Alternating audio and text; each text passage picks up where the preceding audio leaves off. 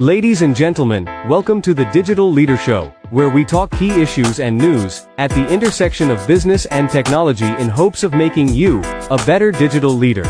Hosted by Dan Goodstein and IRPA AI, a professional association, media and peer research network, providing education, networking and advice to over 130,000 global members on automation, enterprise AI, and digital transformation.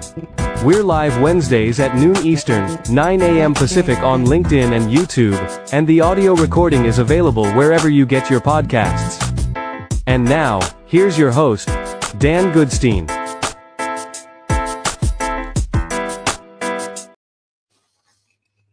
Hello, everyone, and welcome to the Digital Leader Show. Today, we're discussing 2025 recap and predictions for 2026, plus headlines for digital leaders. My co-host today is Chris Surdak, IRPA AI Senior Analyst, award-winning author, and former White House Chief Transformation Office Advisor, partner for digital transformation at Gartner, and AI practice lead at EY. Chris, good afternoon. How are you, my friend? Can't believe the year's over. We made it. More or less. Kicking and screaming.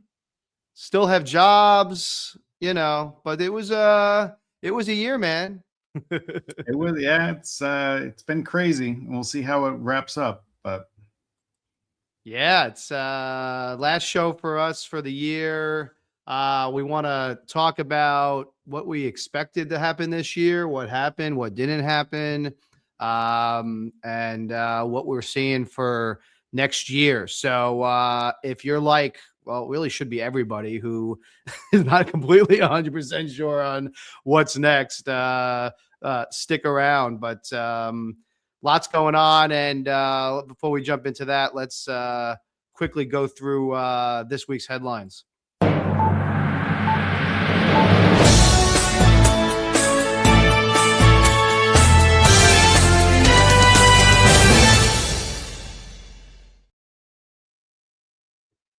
They seem to be pounding down the door at OpenAI for partnerships and investment. The two big stories this week, Amazon is supposedly in talks to invest about $10 billion in OpenAI. And alongside that, OpenAI just closed a deal with Disney, a $1 billion deal to license Disney IP to OpenAI whilst they are suing Google for copyright infringement. Absolutely terrifying. And then I saw some post on LinkedIn today, and I'm not going to confirm if it's accurate, but they're saying that the daily expenditure by OpenAI is about 150 million. I don't know if it's that much, but if that's the case, $1 billion deal gets you a week. So if that's the case, their partnership people have got to be really busy looking for other people that are going to throw a billion here and $1 billion there. Sooner or later, it adds up. Yeah, there's been this, we've talked about it too, because it seemed that way, right? This AI arms race, and in a lot of ways, it still is, but it reminds you of sometimes that co-opetition thing works better as a collaboration than as a competitor. Amazon largely seen as kind of behind on the AI race and not really coming to fruition. The Alexa devices and their capabilities not coming to fruition. But, you still have AWS, which is the platform for which a lot of this stuff is built on. And now this. So interesting. The Disney thing is kind of freaking people out a bit. Mostly, I think, in the Hollywood world. There was part of the contract dispute last year was about whether or not you could use AI, someone's likeness, an actor's likeness via, AI and create it via AI. This particular deal saying this is only going to be for not for likenesses, for more characters, but still some Hollywood folks sounding the alarm. I think that's to a certain extent when you What would be the analogy? Like a cattle rancher watching his cows get off the farm and like running away over the hill, and now you're willing to negotiate on the price of beef. So, I think it's safe to say that Disney's likenesses and so forth are showing up throughout all these AIs, and I see memes on this stuff every day. So, the notion of protecting IP under a corporate umbrella like Disney is pretty much gone. And so you're trying to monetize what's left of what little is left of your position on the case. So, kudos to them for that. But I think to a certain extent, the horse is out of the barn, and there's not much point in closing the door at this point. Now. I hear you, and that was my first reaction too. But $1 billion is some hedge, man. That's a big. Well, yeah, but I mean, isn't that what they're paying for like a movie these days? Some of their more recent movies are up there. Yeah, it just seems like a big number to us mere mortals, I guess. Well, exactly. As to the earlier comment, $1 billion here, $1 billion there. Eventually, you have a country, and we're spending money on this AI stuff like it has no value. Strangely enough, and so where does it end up? Not having a lot of value. It's interesting to see how all companies. The one thing that's happening from all this is that it's massively disrupting everybody's business model, and they have to rethink who are they, what are they, what's their value proposition. And your point about Amazon, I think, is very interesting. While they may not have been leading in AI, there's no question that they've been leading in automation. Their services are amazing. Their products are fantastic. And didn't they lay off like 50,000 people this year or something like that? Through automation, not necessarily AI, but automation. So I would say that they're focusing on actually improving how they operate and their operational efficiencies as opposed to just technology adoption. Yeah, and the back to the AI arms race thing, the people that are sounding the alarm, around that are getting more fodder, right? Just more consolidation here. Google is up like 60% in 2025, even while some of its competitors have been, down or up and down. And I think if you would have looked at the so-called AI arms race 4 or 5 months ago, I don't think you'd have Google as the winner, but it looks like at least investors feel that they are accelerating past some of their competitors. So interesting, they're kind of breaking from the pack. Well, and I think to an extent that's a question of focus. OpenAI seems to be chasing the technology for the sake of the technology. Right, we want to be the first and bestest in AGI and so forth, where I think Google appears to be much more pragmatic. How can we use this technology to get better results? How can we use this technology to improve our business? And that's reflected, I think, in the business results and hence their stock price.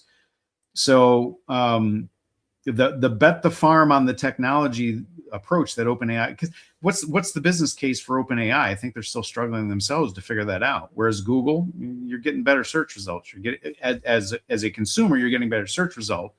As a business customer, you're getting better search results. So I think that Google has a more pragmatic approach potentially. It makes sense. I should have seen it sooner, right? I mean, the biggest challenge with all these things is always adoption. We're seeing it, right? We're seeing, huge, and I'm jumping into our 2026 stuff a little bit, but we're seeing huge interest, but not as huge of adoption, or at least adoption at scale.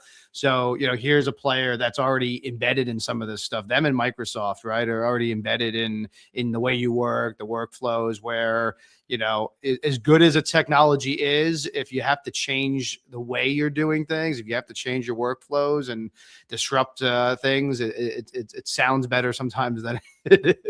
Well, and then there's adoption and then there's application, right? So I saw something posted earlier today where Microsoft is kind of rethinking how they're going to make Copilot work, because there's adoption, lots of people have it turned on their machines, but there's very little application, there's very little use.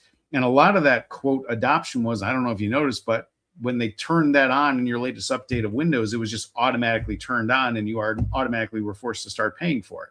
So part of the adoption numbers are it was defaulted to on, and until you go in and shut it off, you're going to be paying for it, and it looks like you're adopting it. but are you actually using it? Their usage numbers are extremely low and shrinking, which is two not very good signs for whether or not it's going to be useful to their customers.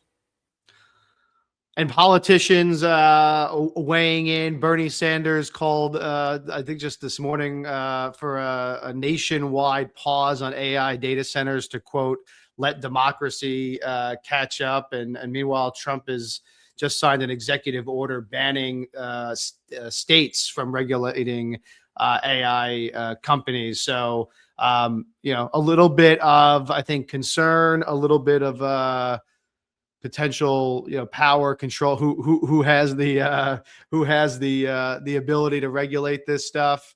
But either way, they're seeing this thing just, getting away from them. That feels a little bit like, shortly after the Hiroshima bomb drop, maybe this wasn't a good idea. Because so we completely unconstrained and unreined AI for about 2 years, and now we're like, maybe we shouldn't be doing this. Genie's out of the bottle at this point. So the extent to which the technology is going to lead to AGI, I think if this particular mathematics approach will get us there, it's going to happen. I don't think this mathematic approach, Transformers, will get us there, but totally. Who knows what's happening in the labs that are 6 months away from being revealed? I always try to keep that in mind. But for Bernie Sanders to step forward as some kind of expert in AI governance and so forth, I find that to be pretty interesting. I wonder if he has a phone. He might. You never know. And Trump blows like the wind in the Sahara. It blows this way in the morning and that way in the afternoon. You never know what you're going to get. So. When I was in Mexico a month and a half ago, and they were asking me, as Mexicans, what should we do about AI regulations? And I said, take a siesta, just wait, right? Because as much as, Canada's going this way, China's going that way, America's going another way. If you just be a little bit patient, you're probably going to have the best of all worlds once everyone else figures out the wrong path to take. Yeah, I mean, if you go a little deeper into, and it's easy for us to just kind of skim through headlines, right? But if you go a little deeper into the Bernie Sanders comments, the objection, at least one of the objections or concerns, is the impact on the workforce. If you look at some of the job numbers we talked about a couple weeks ago, right? There's one of the pieces of that you can glean out of those numbers is that AI is and we've talked about this, right? AI is making it more difficult for entry-level workers, younger workers, to enter the workforce, and so his concern is that it becomes a benefit just for the ultra wealthy, which obviously gets into the political side of things. But the Trump wanting to stop states from regulating it. How do you feel about that? So if you agree that there's got to be some regulation, do you agree with it being, federal versus state, or do you think it should be both? It is a huge challenge to, the fact that we're a democracy. Well, we're a republic and we're a federated republic. So, it's the way we often position it isn't actually correct. I suspect that that's something that's going to raise to the level of the Supreme Court. At some point, it's going to elevate to there. And then it's not unlike the arguments in the 1850s over slave rights or freedom and so forth. So, we're coming to that level of discussions. And I think your point about Bernie being more concerned about the impact on society is absolutely critical. Our job numbers the last several months are atrocious. And I think partially AI is being used to cover for a lot of layoffs and so forth that are taking place. But the acceleration of technology has always displaced workers. But usually that replacement took a long time to happen so people could adjust. Here, this technology is potentially replacing, workers who went to college, dedicated decades of their lives to being trained in an expertise, and now you're eliminating them. In the remainder of their lifetime, they're not going to have the ability to rescale. And it's one thing if you're doing that to manual laborers at the very bottom of society. If you're doing it to upper middle class, and now I'm knocking you off of your point in the social ladder, That's what leads to revolutions. And so, Bernie is not incorrect in worrying about the social disruptions and political disruptions that are going to be caused by that sort of technology innovation. Yeah, and I think I actually, and who knows the ultimate motives, which is my concern. But I on its face, I think I agree with with Trump's sentiment on this, which is, this thing is as complicated, already, to now have to bifurcate by state what the regulations are in each state. I think is just, it's an unreasonable burden. Now, I don't know if I necessarily want, some of the people in the current administration, based on what's happened with the FCC and other things, to be the regulators. So that's always the concern, right? But theoretically, I think I like because it affects trade at a global level, right? The relationships with China and others, and the trade wars and the tariffs, right? It would be difficult. I think it puts the U.S. at a competitive disadvantage if, every state is treated almost like another country from a trade standpoint. Well, and we have lots of precedents of this to look at, whether it's, corporate or the fuel economy ratings for cars. California had different ratings in other states, and then other states did the same, which makes it much more complex to build a car. Recently with CCPA, California's Consumer Protection Act, which is all about information privacy and so forth. And now other states are doing the same thing. So you're absolutely correct. We've seen where if state by state they're regulating and they have different requirements, it becomes just untenable to manage it all and incredibly expensive to ensure compliance. But I think you and I have said on the show before, the worst thing you can do is create a set of rules or laws that no one can adhere to. And so if you're going to make it so complex that it's not navigable, then everybody's just going to ignore the regulations, and that's chaos. You don't want that either. So. Well, and then the other question is enforceability, right? I mean, we have, technology and AI and the internet is not really limited by the geographical bounds of a state. So, one of the stories I want to talk about as we get into the new year is some of the laws coming out around age verification. And I know right now the conversation is largely about access to pornography, but there's bigger ramifications of it. And already, some of the people that are lobbying, which again are pornography companies, but they have a valid point, I think, which is, you're only going to regulate the top 3 websites, because you're not going to be able to regulate the long tail of small mom and pop, companies. So does it even do anything, right? If I stop Google, from doing certain things in certain states, does that actually allow the rise of a Google alternative that may not be able to be regulatable? Is that a word? Made that up. They either passed or they're talking about passing a law in Australia that says if you're under 16, you're not allowed any access to social media. Good luck enforcing that. And the loopholes are already out there. There's people with apps that are changing people's faces, and it's already happening. I want to talk about that maybe our next show. But which is a fair point. The more you try to enforce something that has a degree of inevitability, the more you're just building a market for innovation around how to circumvent. And is that really where we want to drive most of our innovation, which is trying to get around the law? Arguably not. So we have this tremendous in the last 15 years or so, we have this tremendous disconnect between what we want to have happen and the unintended consequences of it not going the way we want it to. So we have all kinds of things that we've done that with social consciousness and so forth, where we had the best of intentions. We really want to, have diversified workforce and et cetera, and use technology for good. But everything comes at a cost, and it seems we don't even understate the cost. We ignore the costs, and then it comes back and bites us, and we're kind of like, oh my gosh, we had no idea that would be a problem. And so I think we're going to learn some hard lessons on a wide range of things that we've done with good intentions across our society, and it's going to come back to bite us kind of hard in the next few years. But I think we're probably due for that lesson, as uncomfortable as it will be. So let's segue into our main topic today, which is, hey, it's the end of the year.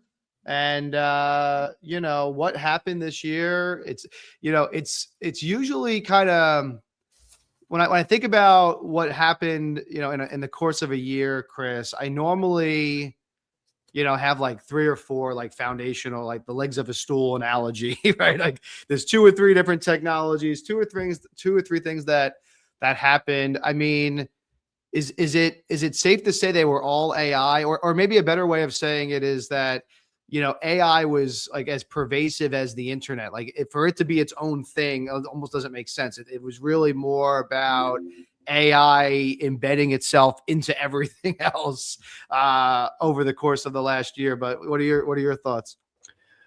I think so. AI.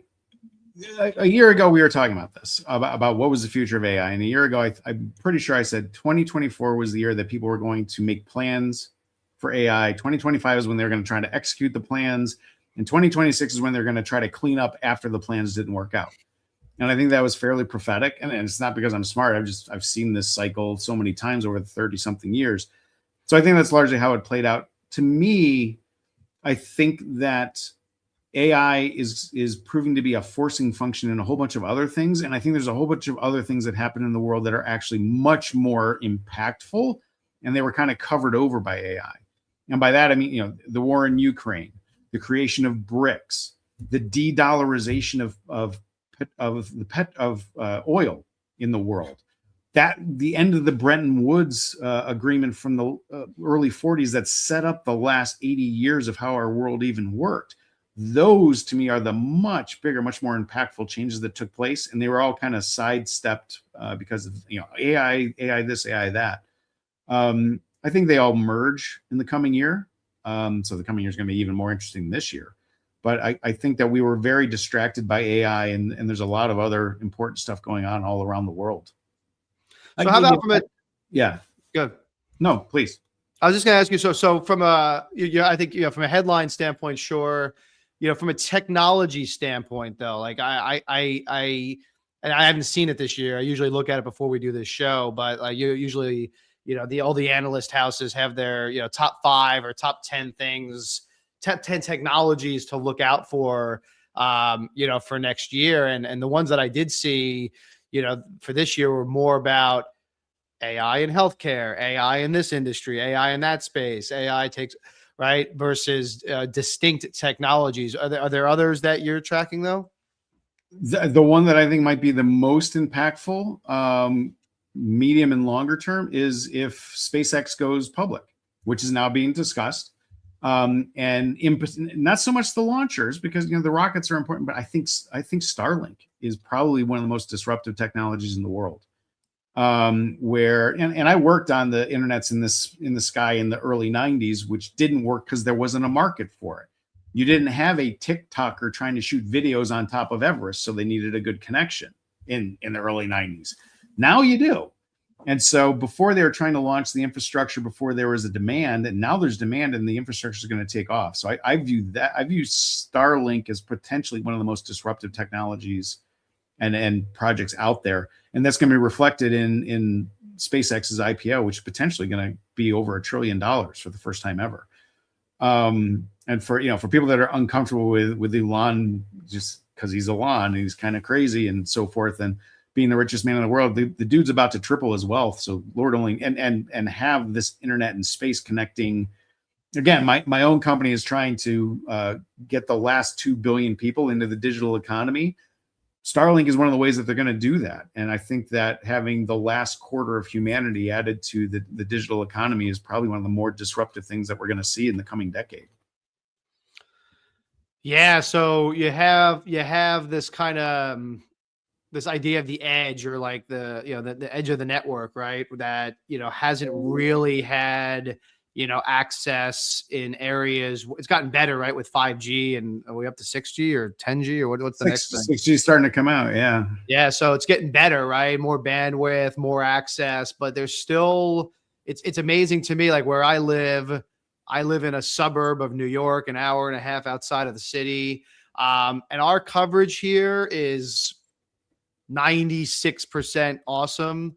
But of course, my house is in that 4%. So, there's just certain areas where I get not bad service, zero service, like middle of Africa kind of service. And so I got a Starlink, and it's amazing. I get better service on that Starlink than I do with sometimes the routers in my house, depending on where I am in the house. So, but that's that's a first world problem that I have. But for you, to your point, right, for all these edges, people, but also devices, right, that don't normally have access to maybe a mobile network. So you're spot on, and not to promote my own company, but this is what my company is trying to address. For you, if we put you on 6G, I mean, you're already a digital native, you're digitally connected, your whole life is digital.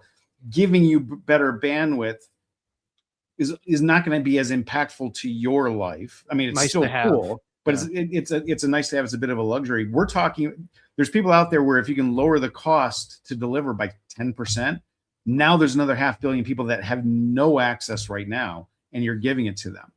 So the analogy I was giving the other day is it's like, Henry Ford wanted to make the Model T so everyone could have a car.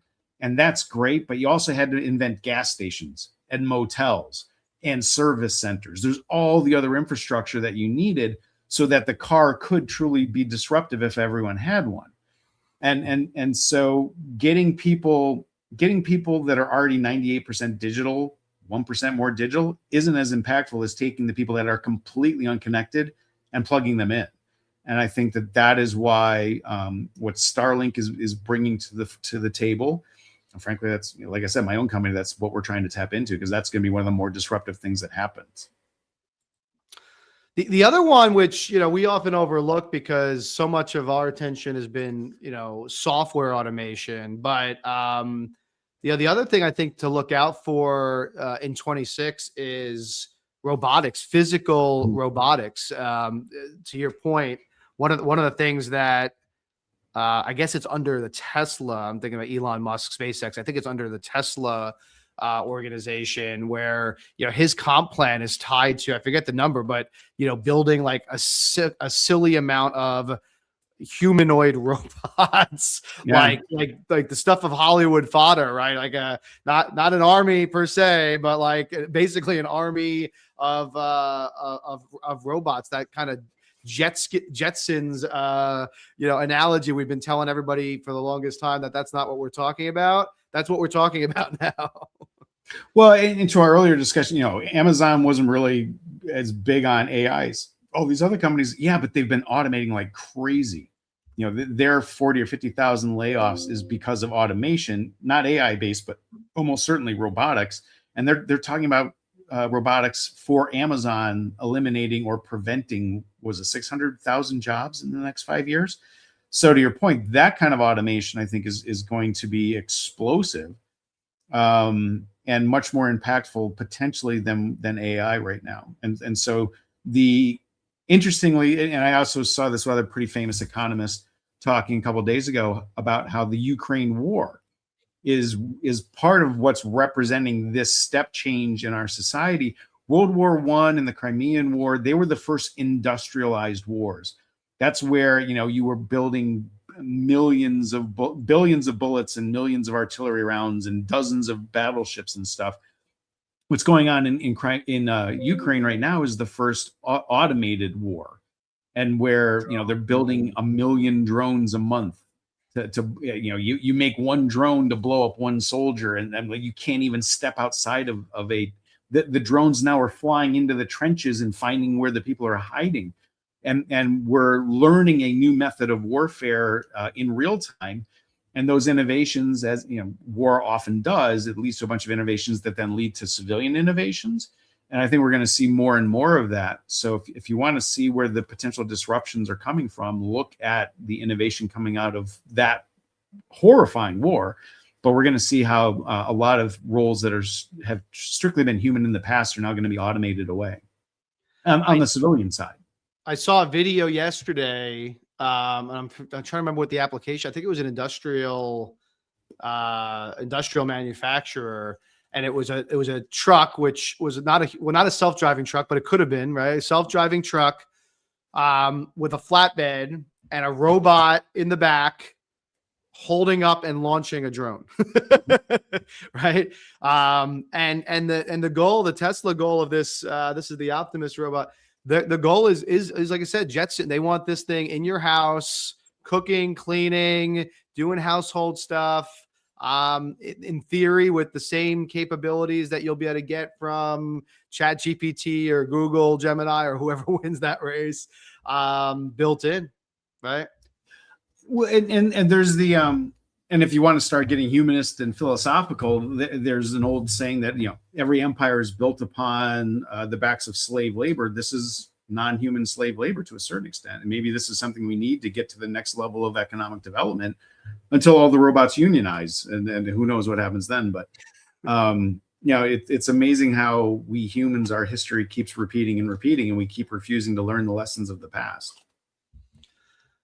So Starlink, edge computing, robotics. What else, Chris? Anything in the blockchain crypto world?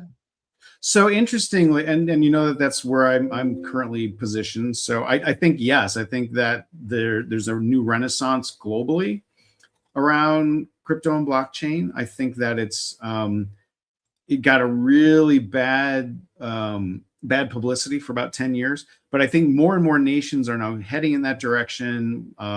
Digital payments are becoming more legitimized. More countries are eliminating their regulation around this thing, which I think is probably a good thing. And then the entire central banking Western way of managing finance that we've built for a quarter of a millennia, I think has outgrown itself to a certain extent. Seeing BRICS come up, and it's not there yet, but BRICS as an alternative to the existing sort of global monopoly on managing finances. It's going to be very disruptive, and it's going to take a while to play out. But I think that you're going to see a lot more movement into crypto. Fiat itself is kind of losing its ability to be useful, and so people are looking for alternatives. And I expect to see alternatives, and it's going to be very disruptive as we get there. I don't think you can understate the importance of the petrodollar deal ending earlier this year and its impact on global trade. The other, I'm thinking about the trends that we've talked about in the past that were not center stage this year. The other one was kind of the metaverse, right? It sounds like the Facebook Meta Zuckerberg is finally kind of disbanded at least most of the metaverse unit at Meta, the technology he renamed the company over. So it seems like at least for now, I don't see that being on the near term radar, although there are still more goggles and glasses and devices like that being brought to market. But the focus seems to be more augmented reality versus virtual reality. So you're making me tiptoe in a territory that I'm not allowed to tiptoe into, but yeah, I'm good at that. Don't write off Meta type stuff yet, but I can state that augmented reality is where you're potentially going to see a lot of new innovation and new products and services. And interesting, when I was at HP 10 years ago, and we had Aurasma, which is augmented reality. We had really cool use cases a decade ago. It just all kind of died off a bit. So it might almost be like a third wave of enhanced or augmented reality coming on. I think you're going to see that in the coming year to 2 years. And again, I can't get too deeply into it, but I think there's some significant innovation coming there. And then actually you're getting into a ton of issues around privacy and that sort of stuff. We used to call people with Google Glass 1.0, you were a glass hole if you walked around with that because no one wanted to be filmed. If everybody's wearing it now and cameras are kind of perpetual now, maybe we've gotten past that social stigma and it's going to be more adopted. So it's interesting you brought that one up because I think you're going to see a bit of a renaissance in that space in about a year to a year and a half. Yeah, by the way, I've never been critical of the augmented reality space. I've been critical of the virtual reality space just because I think the ramifications of it outside of gaming, I always felt gaming and maybe training, that kind of thing. I always felt was kind of overblown. Like, why would I want to turn? We're trying to get to a world where, we can connect our remote or hybrid workforce into a more connected workforce. Why would I want to change my image into an avatar and live in this fake world, in the business world, right? But augmented, absolutely, right? If to the extent that I can combine, data, AI, even digital twin with my physical being and create a truly hybrid experience, beautiful, right? It's funny that you bring up gaming because I was thinking the same thing. I mean, the way metaverse was is, yeah, you're entering a giant video game, and how am I going to get something productive out of that? But again, the amazing use cases I saw a decade ago were like you looked into an engine bay and you would get a real-time video feed of how to check your oil or something like that. I mean, really useful stuff. I think initially it was we still have a hardware problem, which is we're on the verge of solving in many ways. But then, interestingly enough, that then leads to a content problem, because then the next question is, all right, if we have really innovative ways of doing augmented reality in your field of vision, where's the content coming from? Are we back to getting human-based content, or are we then going to AIs? And what happens when the AI is wrong? What happens if the AI screws up the instruction? Then you're under the hood of your Toyota and you pour the motor oil into the windshield wiper thing because it made the wrong content. Right. So all of a sudden, to our earlier discussion where Disney's signing away their intellectual property rights to OpenAI, isn't that terrible? If augmented reality really takes off, maybe we're back to needing really smart, really creative, really talented, and really intelligent humans to create the content for augmented reality. Because you have some of the components of it right now, right? You have the ability with a mobile phone, right? Like the big advanced thing that I did this year was I went from, all text-based prompting for AI, where I just assumed that the AI, to taking a picture and saying, okay, you just asked me to change the whatever coil on my pool heater thing. I don't know what that is. To oh, that thing over there is this, and that, AI being able to say what part is what, right? But it's still clunky, right? Now all of a sudden you have glasses on and you're looking at the thing and it's got an arrow that says change that thing over there. Different world. And that's a consumer example, but imagine that in field work, field technicians, medical field, right? Right. Goes on and on. And then the problem there is you get into the selection bias thing. Maybe the AI gave you the right instructions 99% of the time, which would be very high for AI right now. The 1% of the time someone dies, or the 1% of the time you destroy the motor because you put the wrong fluid in the wrong spot, and now you have a $10,000 engine replacement, right? When we hear about something going wrong, it's going to be sort of catastrophic use cases. And then we humans are terrible at that. As soon as we hear about the awful thing that happened, we call for a ban on this or a ban on that. So I think the challenge you have there is that sort of selection bias problem, where we're only going to hear about it when something goes wrong. And inevitably something's going to go wrong when we're counting on AI to come up with the instructional content for doing that sort of stuff, which is sort of the killer app for using these things. I know there's always the idea of using it as a travel guide, and you're in a new location and you're walking around and it's telling you about this building and that building and this statue or monument, and maybe go around this corner and there's a great restaurant there. Well, as you're doing that, you step out on the street because you're not paying attention and you get run over. All right, lawsuit. Or it guides you down a path that's like ridden with crime and you're mugged. Lawsuit. So every new technology solves some problems and brings some new ones, and you always have to ask yourself, what are those potential new problems and how do we mitigate them? We tend to be very bad at that lately. Chris, what surprised you this year? What did you not expect? In the world of technology or business, I'm guessing we're saying. Yeah. That's a really good question. I would say probably the longevity of the AI, the degree to which we're stretching it out, and still giving it more chances. We're like really quadrupling down on this particular technology. I was on a call earlier today, and there must have been like 5 people that were talking about small language models. Right. And so they're now taking the LLM that's out there and they're making it just for cancer research, or just for this or just for that. And I've been a proponent of that since LLMs first came out.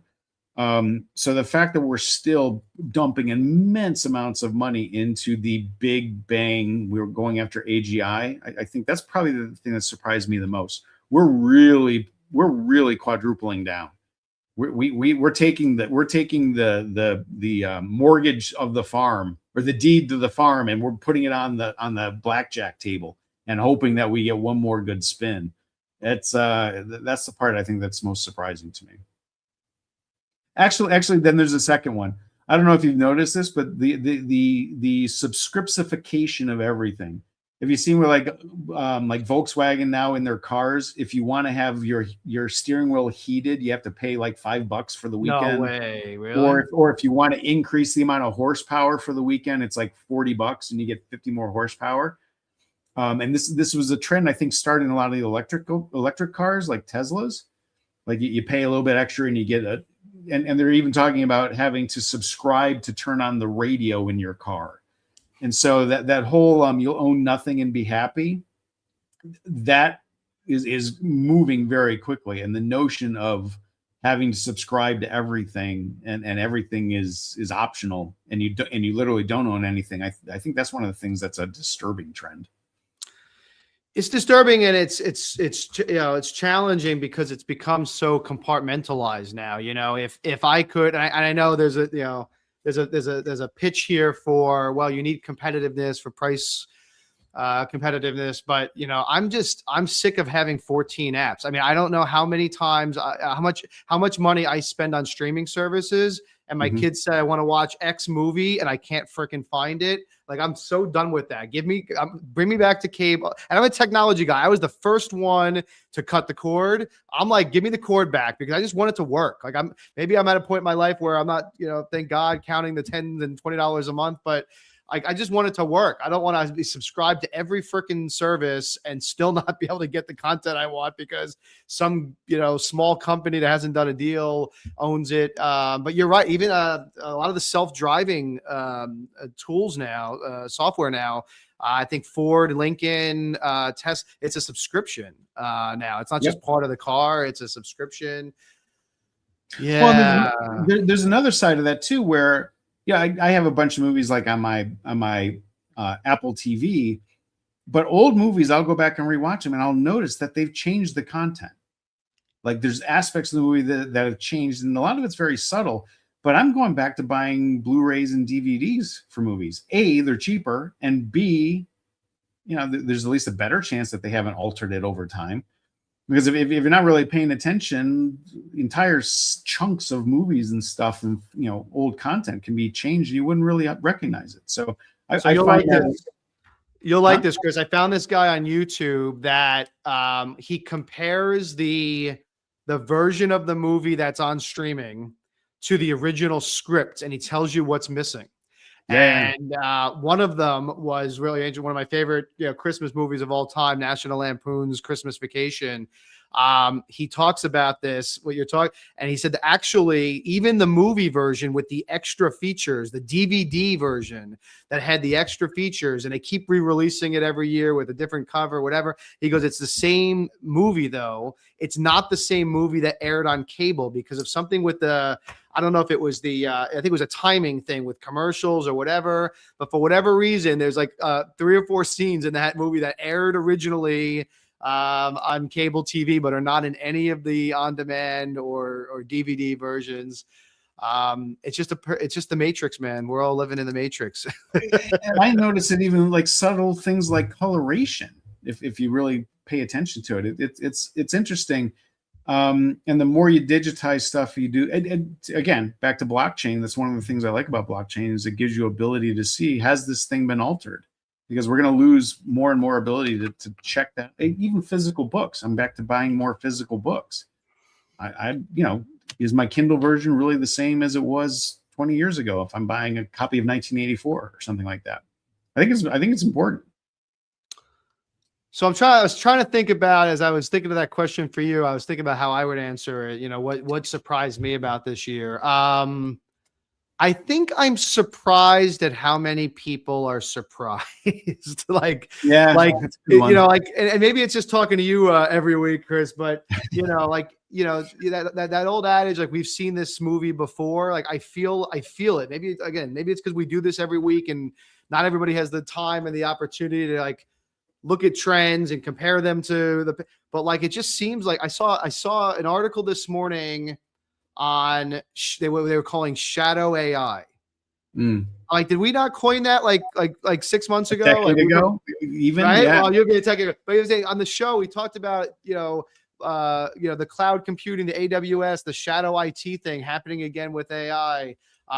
You talk about the jobs thing, you talk about the companies. I mean, some of these things we've been talking about for a year or two. If you're not paying for it, you're the product, right? All this stuff. And it's just happening at a scale. I think what's different now is that the AI thing has just accelerated the conversation behind some of this stuff, but the principles are not new. It's the same principles, just, on steroids, accelerated. Yeah. Harder to hide. It's more obvious.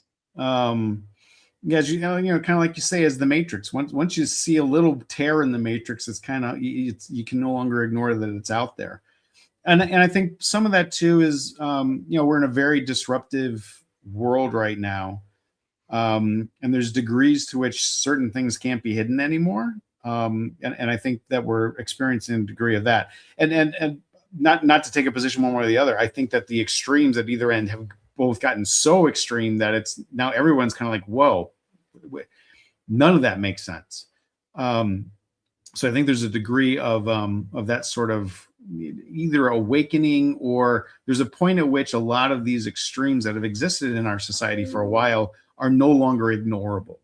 And that's back to my earlier statement about the unintended consequences. I always go back to my early engineering days of, as I was the mission success guy. You get us to Mars, I make sure we don't blow up along the way. And I'm seeing a whole lot of we might blow up along the way kind of stuff moving to the fore now. And we're all saying, maybe we should have thought some of these decisions through a little bit more carefully before we went there. So let's wrap on AI, because it obviously is the most transformative thing, or at least one of them, that we haven't talked deeper about, just because we talk about it every week, I think. But so as you look into 26, Chris, what trends within AI do you see coming? I think there's going to be a great rationalizing. Like everybody, we're gonna eliminate all of our customer service reps and just use AI. And then I think there's going to be like the great hire back, right? So we eliminated 80 people, and oopsie, we needed to have at least a few humans still at the helm. So maybe we hire back the best 8. So I think you're actually going to see a little bit of that, a little bit, and you already see something like in marketing departments where companies, we blew away our whole marketing department. Now our marketing sucks. Bring back at least the best 3.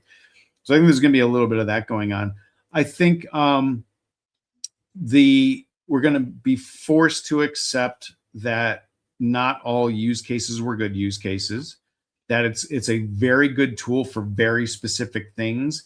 And then again, this is a great rationalization, right? The companies that quadrupled down this year doesn't really work the way we wanted it to, but we're gonna figure out where it does work and adopt it.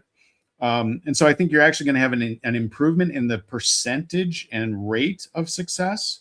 There's just going to be a lot less attempts, right? And we saw this like with RPA. Everybody had RPA projects, and like very small percentage of them actually worked. And thereafter, it wasn't as big of a deal, but we finally figured out how to use it and where to use it. And then it was more successful. It just wasn't as noisy, and there wasn't as much of it. So I think we're going to see a little bit of that sort of rationalization in the AI marketplace. Or somehow someone breaks AGI and then we're all probably dead. So I think I agree with that.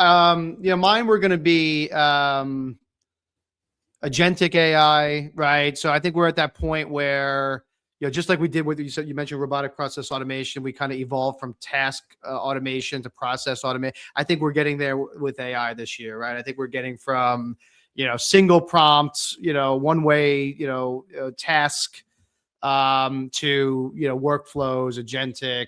I think we're getting to, I remember saying this too, you're right. I said to somebody on the phone maybe 3-4 months ago, Like, remember that term narrow AI? Like, despite what OpenAI and Google may or may not be trying to do for the rest of the enterprise world that's not in the technology business, I think narrow AI. I think AI,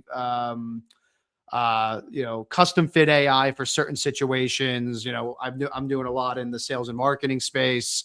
You mentioned what you're doing. So I think purpose built AI for specific domains. And then I think that we are close. My third one is I think that we are close to business model shifts. I think that, if you look at, and this is probably a show in itself, right? We can discuss and debate, but if you look at the workforce numbers, if you look at, the AI hiring, if you look at just where some of the technologies are, and some of the conversations I'm privy to at the center of the association here, I just feel like there's organizations now, because of political pressures, because of economic pressures. I think we're at the point where they say, you know what? We're done trying to band-aid that old business model. We're going to go to a new business model. And you're right. It might be, hey, oops, we shouldn't have done the whole contact center. But then there'll be like a moderation, right? We went from one side of the pendulum where we had way too many people that we didn't need. We overhired to, okay, we underhired and it's all AI. And then we settle somewhere in the middle. But I think part of that will be, we don't need to do things the way that we used to do them. And I think that's a positive thing. So I'm going to say, I think, and I hope that that's what happens, because this current state where we are of just fear and, denial, I don't think it's productive. As you always say, you said before, it's already out of the bottle, right? We're not going to squeeze it back in. So let's deal with the reality and how that adjusts, and have the hard conversations. If that means the workforce is going to go down or change, or you need to, retrain yourself, and you have 6 months to do that before I give you the pink slip, let's have that conversation. Every technology cycle in my entire career, we overhype it, we catastrophize it, and then we just adopt it. And you and I talk about this RPA like 5, 6, 7 years ago. After that bubble kind of burst, that we were talking, what's going to happen next? It's just going to be integrated into the operating system, and it's not going to be a standalone thing anymore. And people are just going to have little bots that run. They don't even think about it. Yeah. And I have those running in my Outlook right now. So I think to your point about agentic, little bits of AI being here, there, and everywhere, I think that's very likely. Yeah. But I think we've gone through to your idea of the pendulum. We've gone through the super hyper uber over optimizing it. And now we have to go through a degree of catastrophizing it and realizing, okay, it wasn't all that we thought it was. And then we just get down to business and we make something useful happen with it. Yeah. Cloud computing, mobile phones, blockchain, we do it with every technology. So exciting times. Chris, thank you so much. I hope this was helpful. Anybody who's watching, if you need some more hands-on advice, recommendations, workshops, please reach out to us or go to irpaai.com/analysts. If you're on the sell side and you're looking to accelerate your market promotion, your pipeline, we've launched a market accelerator program. You can check that out at irpaai.com/market accelerator. We will not be here next week. Merry Christmas, happy holidays, and happy New Year to everybody. Chris, happy New Year, buddy. Happy holidays. See you in 26. Take care. Take care, everybody.